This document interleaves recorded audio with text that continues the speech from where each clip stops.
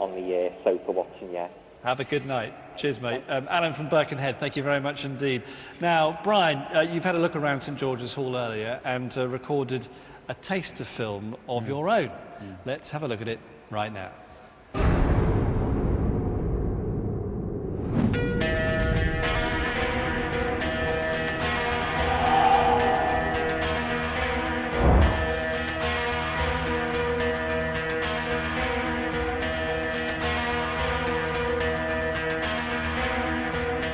When you walk into a room like this room specifically, you cannot fail to be awestruck in a way by the magnificence of it, you know, the grandeur, the beautiful architecture, and the decoration.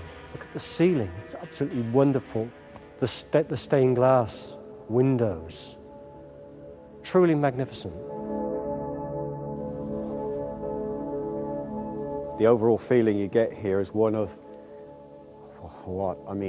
fear, of worry. If there's any activity to be had at all, it will be here tonight. And I'm sure we will. We will pick up something.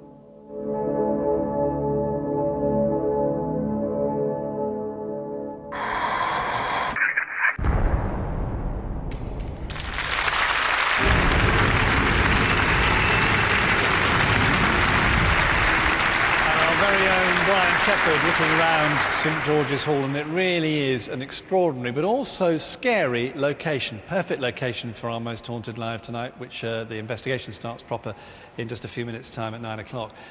Brian, can I talk a bit more about that psychic art? I mean, your drawing's always amazing, always completely wow me. Let's have a quick look at what you drew again. There it is. Can you just take me through what's going on? For example, on the right there, I mean, is that actually meaning something? Are you feeling some spirits going on there? You see, it's non-specific. There's an area there which hopefully, I've tried to indicate, contains a lot of energy. Right. As though, well, it's so over here, isn't it? Kind of. I don't know where I'm sitting all evening, but I mean. Right where you're sitting, right behind you. Yeah. That energy rising up, right. rising up through the floor.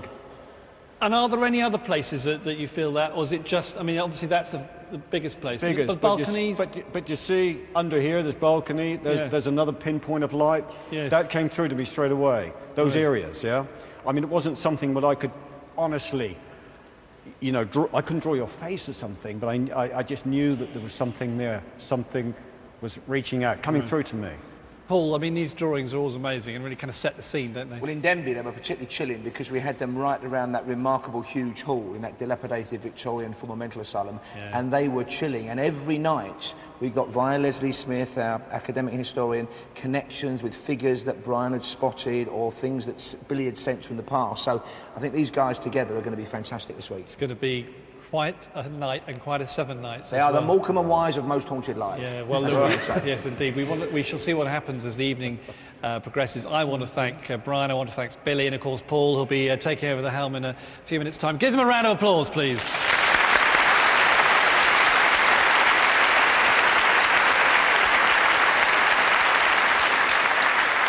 So the main investigation begins very shortly right here on Living. As I've mentioned before, it's also on Freeview, so if you've got any friends who've got Freeview, give them a call and tell them to watch Virgin 1 from 9 tonight, right the way through until midnight. Just before we take a break, some more messages. Melanie in Ireland says, wishing you all the very best of luck tonight. Can't wait for 7 nights of Most Haunted Live. Paula in Hailsham in Sussex says, good luck to the team tonight. You're going to put a chill in the chilling, as it's so cold at the moment. I shall be watching all week. Stephen from London says, hi team, I hope it all goes well, especially on Friday the 16th, because that is my birthday. I'll be glued to the webcams. And Daniel in New Jersey says, I'll be watching on the webcams. I cannot wait for tonight's show. Daniel, thank you very much indeed. That's it for the moment. Stay with us, back in a few minutes' time. Don't go away.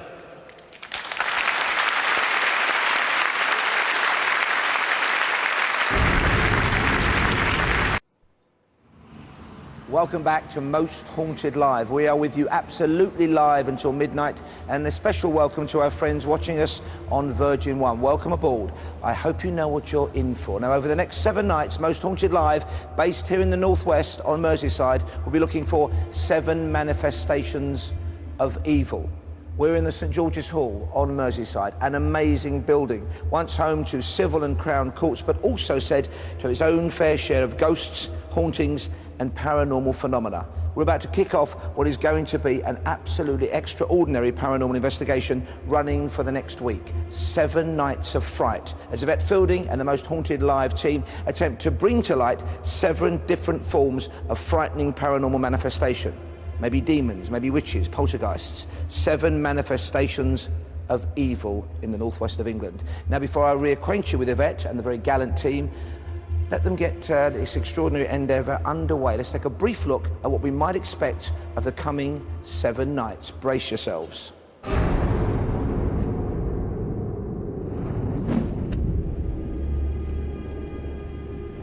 By the pricking of my thumbs, something wicked this way comes. Over 7 nights, the Most Haunted team will attempt to find, name and bring to the light the most frightening earthly forms that supernatural manifestations of evil can achieve. Do certain unnatural ghostly creatures remain earthbound, trapped in different guises, caught in a twisted spiral of damnation, condemned to live out a continuous loop of shadowy, malevolent existence as poltergeists, apparitions, lost souls, voices from the grave, dark phantoms and night terrors? We intend to unleash these wraiths of the netherworld as they hang in limbo between our world and the next, and use their power to bring this terrifying search to a frightening culmination with a final night of pure terror, when the team will attempt to drive out the worst of all our most terrible imaginings as we descend beneath the earth to seek out demons. Will our investigation find tangible and horrifying substance as we pursue the search for evil?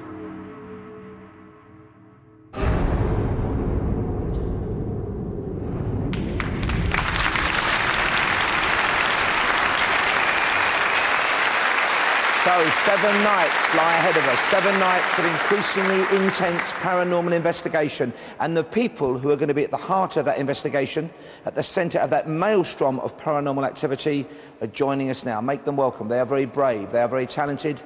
They are Yvette Fielding and the Most Haunted Live team.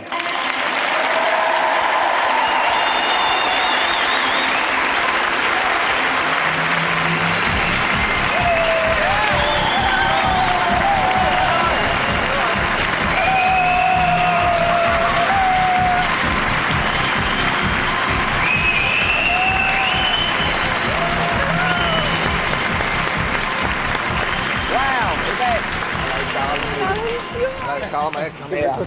Kieran. So, welcome back. Congratulations. We've got Carl Beattie, of course, Kieran O'Keefe, and the wonderful Yvette Fielding. Yvette, this is going to be amazing, but we are being quite ambitious on this one, or at least you guys are. 7 different manifestations of evil. Yeah. Again, Carl and I came up with the idea. Some people would say we're a bit bonkers like yourself, but we just thought it'd be a really good idea for each night to look at different types of ghosts that have affected people. Many people have seen and witnessed over the years some very famous cases, and we look very briefly at those. There's tapping going on as I'm standing here on the stage. Was early though, wasn't there? Yeah, and it's all here. We're starting off here. There's a lot of activity goes on in this hall, so we're better to start off here on our first night of 7, looking at poltergeist activity. Now, as you know, I'm open-minded, but I have no gifts or no real knowledge of the paranormal, but you and I were walking through the corridors, and one of them, for some reason, the lights had gone off, and that just felt eerie. It was. Although this building is open to the public and well-lit, when you go off the beaten track, this is a very scary place. Yeah, me too. I mean, what was I like grabbing hold of you going, oh my God, Please, not in front of Carl, you'll take it the wrong way. Sorry. Don't say that.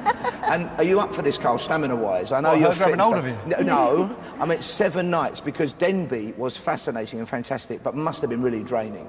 It was a great live, the last one, and but I think this one is going to be more draining for different reasons, because we've got a great 7 nights ahead of us.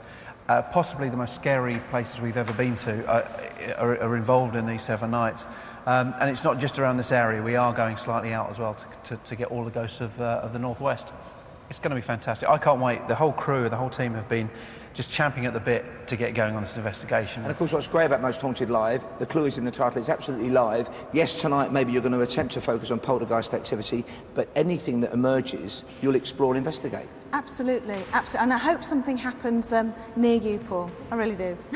I think I've suffered enough being locked in that You've not dead suffered body enough. bit of, yes. Well, that was, again, it changed my view of things because you suddenly realise there are things you can't explain rationally. And I've looked back at the tapes and I've thought about that, and I'm, you know, I'm not coming with you tonight, but I'll be with you in spirit. You don't have a say in that, love. How do you know? Now, also, what was fascinating about Denby was the way we started on a couple of nights with either a séance or a Ouija board session in the heart of the audience. And what I particularly found fascinating about that was the number of people in the audience who sensed things. When you spoke to people, people were sensing and seeing things because that was going on. Kieran's with us, and you're nodding there at that, Kieran. What would you say about that? Because there are people there who turned up, and I spoke to some afterwards, who'd sensed and seen things, who were absolute non-believers. They were sceptics. Yeah, well, first off, I'm always looking for the alternative explanation, and a possible alternative explanation could be this idea of suggestion, the power of suggestion. Psychologists know that as soon as you start talking about temperature dropping, people are going to feel it, even if it's not actually dropping, and that's suggestion. Or people might have been having genuine experiences. Difficult to say. Now, we had some great new devices, new gizmos in Denby, including one of my new favourites, Yvette's box. Have you got anything else for us this time around? What new stuff is on the way from you? What new experiments? Well, there's loads of new stuff, and each night is a particular theme. So Yvette was saying tonight is poltergeist, so the experiments are centred around the idea of poltergeist and things being moved or people being pushed.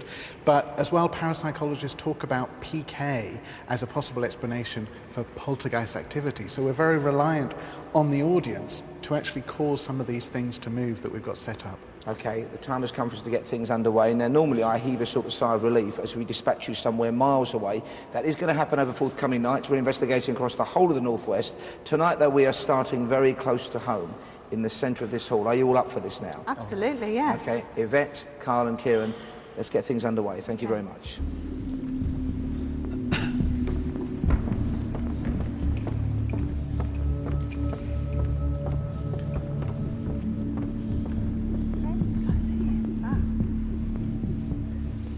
So a remarkable night's experiment investigation ahead of us. And with us we have the rest of the team, of course. As information emerges, one woman will source it for us. She's academically trained, a historian, and a gorgeous woman to boot. Let's say hello to her now, flanked by our resident demonologist and dark arts expert, Fred Batt, Leslie Smith and Fred Batt.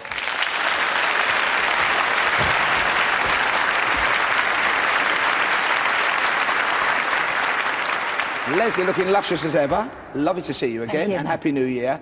This is an amazing historic building. It's also something that has got a link to some of the darker aspects of Liverpool's past. For example, the fact that there were civil and Crown Court assizes held here. There certainly were. The building is not only a great tribute to the brilliance that's thought of the world over, creatively and in terms of wit and design that's come out of Liverpool. This building is sort of almost over the top and breathtaking, but yes, there have been some very, very dark times within these walls as well. And we all know on the team, those of us investigated or watching like we're doing tonight, we expect there will be great fun and games here, and some of it will certainly be on the dark side. And also a huge part of the country we're looking into over the next 7 nights, so an awful lot of work in store for you. 7 nights across the whole of the Northwest. Indeed, there's a lot here. We've got lots of books here, tremendous reference, and I've got a research as well, working all the time, constantly feeding through. The same with Fred here. There's a great deal of work being done before we've come onto this show, and we hope very much we're going to do it justice. And Fred, we're looking for, I'm loving the glasses, Fred. Wow, there you go. Wow. Fred, we're looking at 7 manifestations of evil over the next 7 nights, starting with poltergeist, but of course anything might emerge at any night. Well, it could. But just imagine this. Outside these doors, there's St. John's Gardens, of which there used to be St. John's Church, which was demolished. Now, if you're laying there on a summer's day with your girlfriend sunbathing or sitting on a bench, beneath you there's 82,000 corpses. And because there's sort of rivers running underneath, that raises the coffins up, so they're not too far from the surface, and that's just around this building. That's why you never became an estate agent, isn't it? Exactly. Too honest. Thank you for the moment, Fred Batt and Leslie Smith, ladies and gentlemen.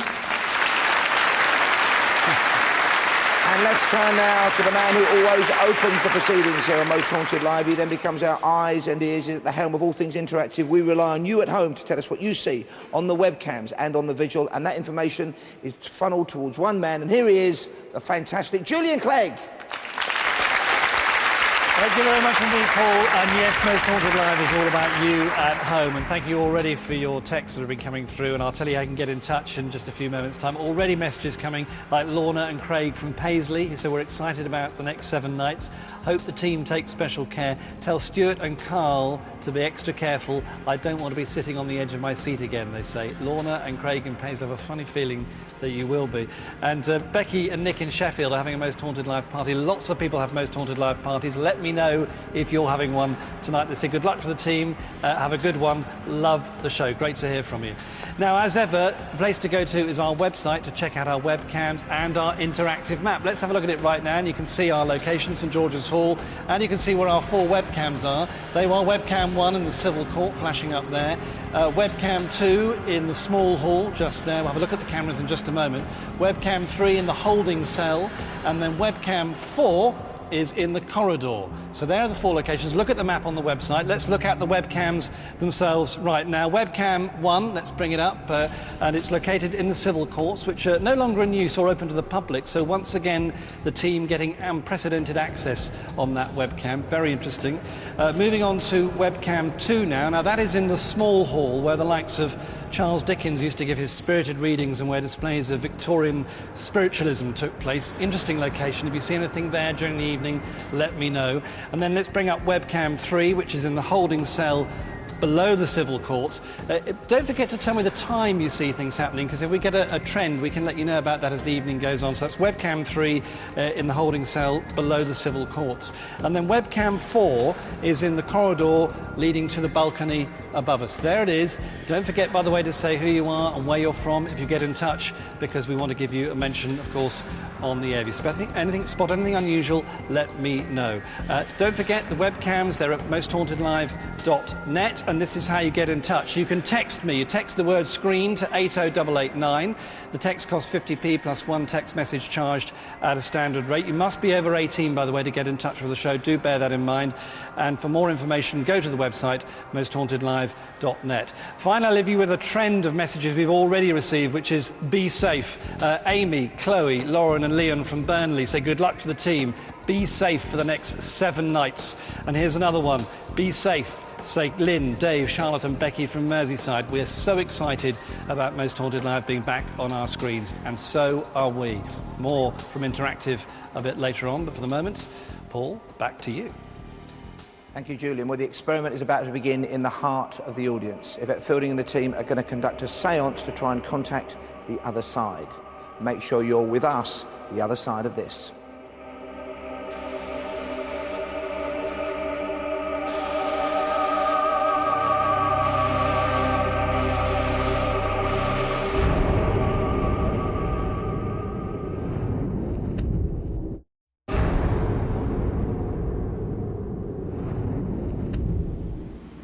Welcome back to Most Haunted Live, the search for evil.